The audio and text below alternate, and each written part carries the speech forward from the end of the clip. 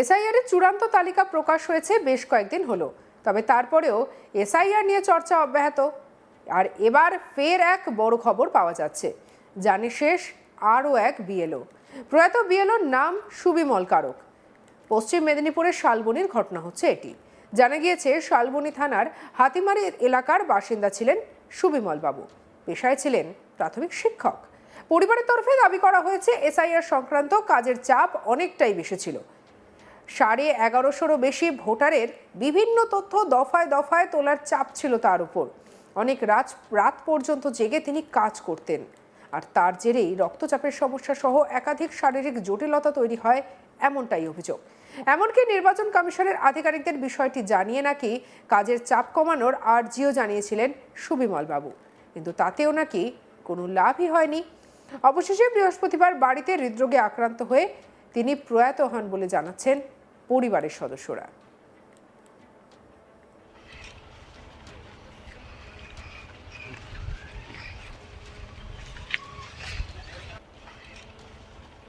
কি বলছেন প্রয়াত বিএলওর মেয়ে সুচন্দ্রিমা কারক, শুনবো।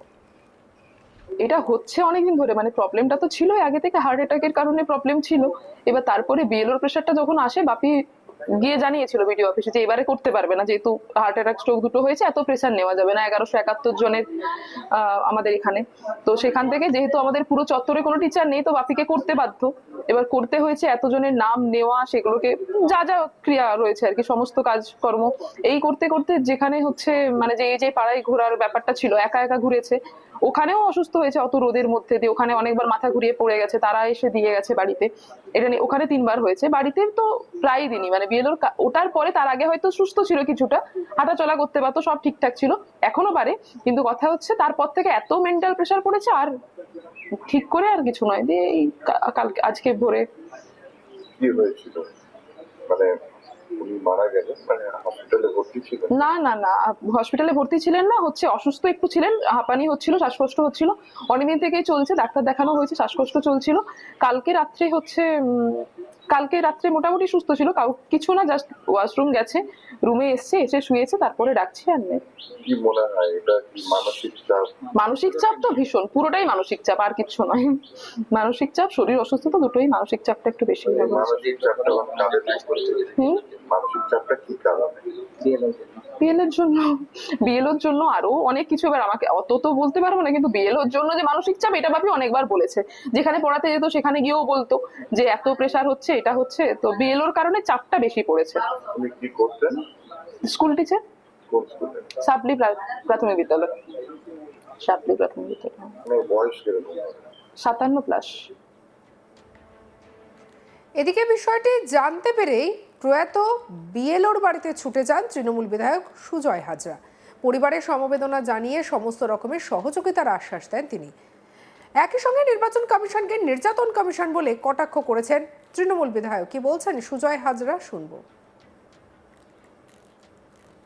অত্যন্ত মর্মান্তিক একটি দুর্ঘটনা, যেটা আমরা গত কয়েক মাস ধরেই লক্ষ্য করছি। বিএলওদের উপরে যে অমানসিক নির্যাতন করা হচ্ছে নির্বাচন কমিশন দ্বারা, আমরা তো আজকেও আর নির্বাচন কমিশন বলছি না, বলছি নির্যাতন কমিশন। নির্যাতন কমিশন বিএলওদের উপরে যে মানসিক অত্যাচার, বাধ্য করা হচ্ছে, বলছে তোমার গ্রামের লোক। আরে সে যিনি বিএলও, তার গ্রামের যাকে ছোটবেলা থেকে দেখছে যে এই লোকটা এখানে আছে, তার পরিবারের লোকেরা এখানে আছে, তাদের নামটা সে বাদ দেবে কি করে? বলছে না, বাদ দিতে হবে। এই যে তার উপরে একটা অমানসিক, অমানবিক ভাবে তার উপরে চাপ সৃষ্টি, সবার সেই নেয়ার মতো অনেকেরই হার্টের দুর্বলতা আছে, অনেকেরই, আমাদের যারা বাঙালি কম বেশি সবাই জানেন যে বাঙালিরা একটু খেতে ভালোবাসে, তাহলে বাঙালিদের মধ্যে একটু সুগার, একটু গ্যাসের প্রবলেম কম বেশি সবারই আছে। এই চাপ নেয়ার মতো ক্ষমতাটা কতদূর পর্যন্ত মানুষ ধরে রাখতে পারবে? আজকে জমা দিচ্ছে, কালকে হিয়ারিং আবার ডেকে বলছে এই নোটিশগুলো নিয়ে যাও, সাপ্লাই করো, আবার জমা দাও। যাদের নাম ডিলিট হয়েছে জিজ্ঞেস করছে যে আমার নামটা ডিলিট হলো, কি সে বলবে? সে তো করেনি, এটা করেছে তো ভ্যানিশ কুমার দিল্লি থেকে বসে।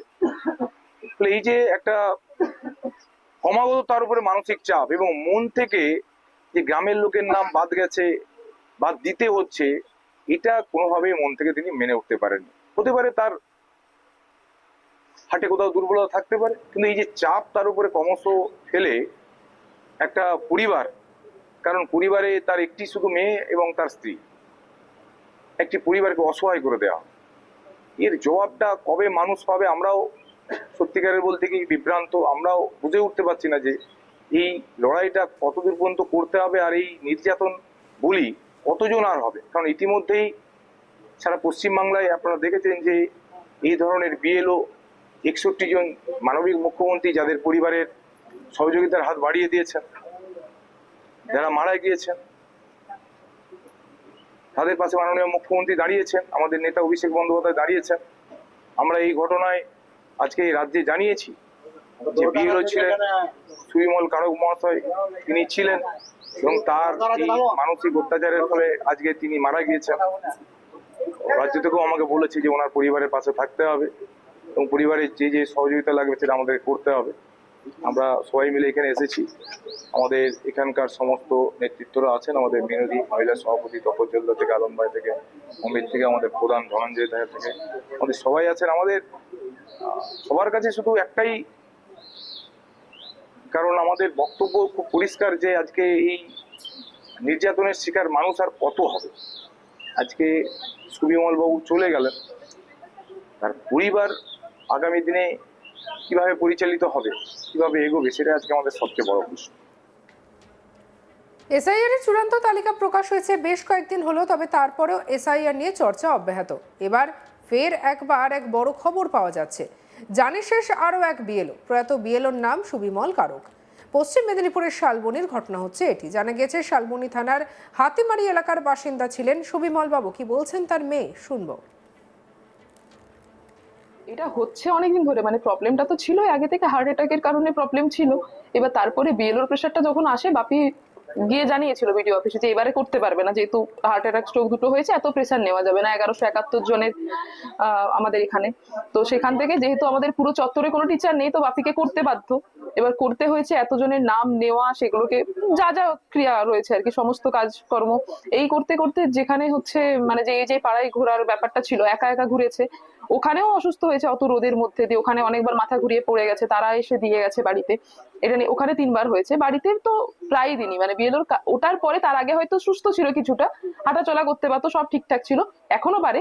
কিন্তু কথা হচ্ছে তারপর থেকে এত মেন্টাল প্রেশার পড়েছে, আর ঠিক করে আর কিছু নয়। দিয়ে এই কালকে আজকে ভোরে কি হয়েছিল, মানে উনি মারা গেলেন, মানে হসপিটালে ভর্তি ছিলেন? না না না, হসপিটালে ভর্তি ছিলেন না, হচ্ছে অসুস্থ একটু ছিলেন, হাঁপানি হচ্ছিল, শ্বাসকষ্ট হচ্ছিল, অনেকদিন থেকেই চলছে, ডাক্তার দেখানো হয়েছে, শ্বাসকষ্ট চলছিল।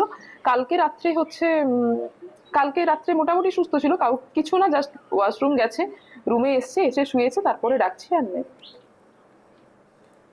সঙ্গে রাখুন আজ তাক বাংলাকে। পরবর্তী আপডেটের জন্য সাবস্ক্রাইব করতে ভুলবেন না।